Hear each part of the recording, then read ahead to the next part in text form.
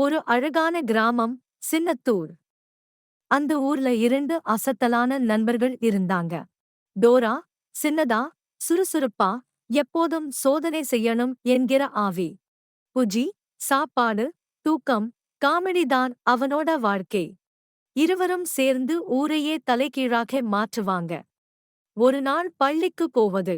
Dora, Buji. இன்றைக்கு நேரத்துக்கு போனோம்னு மாஸ்டர் பாராட்டுவாரு.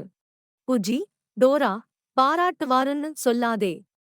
மாஸ்டர் கிட்ட சாப்பாடு இல்லேன்னா நம்மே பார்த்து சாப்பிடுவாரு. பள்ளிக்குச் செல்லும் வழியில் டோரா சாலையில ஒரு பெரிய புழுவை பார்த்தா. அவள் சொன்னா, இது விஞ்ஞான ரகசியம், இதை ஆராயணும். புஜி சொன்னான், ஆராய வேண்டாம், அது புலிப்புழு. அதை விட்டு போலாம். தீபாவளி நாள். டோரா ராக்கெட்டுக்கு தீ வச்சுட்டு சொன்னா. புஜி, பார் இது விண்வெளிக்கு போகும். ஆனா புஜி பக்கத்துல இருந்த மாம்பழத்தை சாப்பிடுறான். ராக்கெட் பாய்ந்து புஜியின் இட்லி தட்டில் விழுந்துச்சு. ஆஹா! என் இட்லி எரிச்சு போச்சு, புஜி கத்தான். டோரா சொன்னா, அது ராக்கெட் இட்லி, புதிய கண்டுபிடிப்பு. கோமாட்டி சம்பவம்.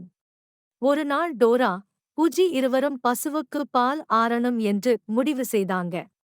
புஜி கிண்ணம் எடுத்தான். டோரா பசுவை பின்பிடிச்சாள். பசு நெஞ்சார சத்தமா ஆம் ன்னு கத்திச்சு. புஜி மேலே தண்ணீரை பீச்சுச்சு. டோரா சிரிச்சுக்கிட்டு சொன்னா, நீதான் புதிய பால் குளியல் போட்டுட்டே. கடைசியில் டோரா, புஜி இருவரும் எல்லா காமெடியும் பண்ணின பிறகு ஊர்ல பிரபலமாச்சாங்க. குழந்தைகள் டோரா புஜி வராங்க ன்னு கத்திக்கொண்டே பின்தொடர்வாங்க. அவர்கள் சிரிப்பு நிறைந்த வாழ்க்கை, எப்போதும் புதிய வேடிக்கைகள், புதிய பாடங்கள். கதையின் கருத்து: நண்பர்கள் சேர்ந்து இருந்தா எந்த விஷயத்திலும் சந்தோஷம் கிடைக்கும். சிறிய தவறுகளும் சிரிப்பை தரலாம். அதுதான் டோரா புஜி வாழ்க்கை.